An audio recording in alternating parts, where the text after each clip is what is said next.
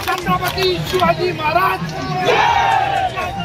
जय शिवाजी जय शिवाजी जय जय जय जय जय शिवाजी जय जय जय जय जय जय भवानी जय जय जय जय जय शिवाजी जय जय जय जय भवानी जय जय जय जय जय शिवाजी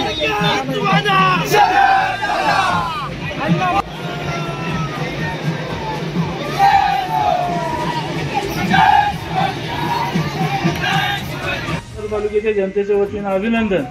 एक अपक्ष उमेदवार असून आपण चांगलं लीड घेऊन निवडून आलात, हे श्रेय नेमकं तुम्ही कुणाला देता?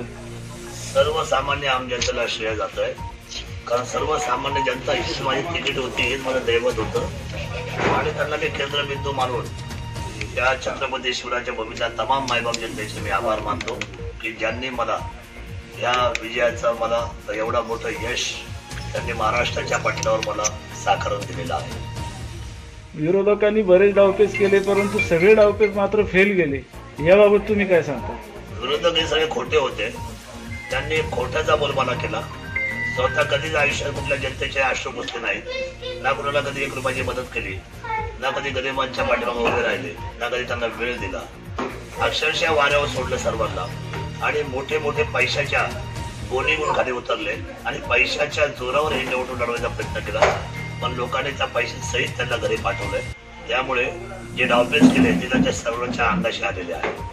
दादा, हा विजय हा सर्वसामान्य जनतेचा आहे, ज्यांनी जे विरोधकांनी जे डावपेच केले तितक्याच तोला मोला तुमच्या कार्यकर्त्यांनी त्यांना प्रत्युत्तर दिले, तर तुम्ही कार्यकर्त्यांच्या बाबतीत काय सांगता? काय ते कसं होतं की ही लढाई असत्य सत्ताशी होती, हे अधर्माची लढाई धर्माची होती, ही विकासाची होती, ही जुन्नर तालुक्याच्या स्वाभिमानाची लढाई होती, या जुन्नर तालुक्याच्या अस्मितेची लढाई होती। त्यामुळे प्रत्येक माणूस, प्रत्येक महिला, प्रत्येक तरुण हा त्या द्वेषाने उफाळला आणि बाहेर पडला आणि बाहेर पडून या सर्व मंडळींनी जोरात अशा पद्धतीची मुसंडी मारली आणि चुकीच्या लोकांना धडा शिकवला, असं याच्यातून आपल्याला सिद्ध होतं। परत एकदा सांगतोय,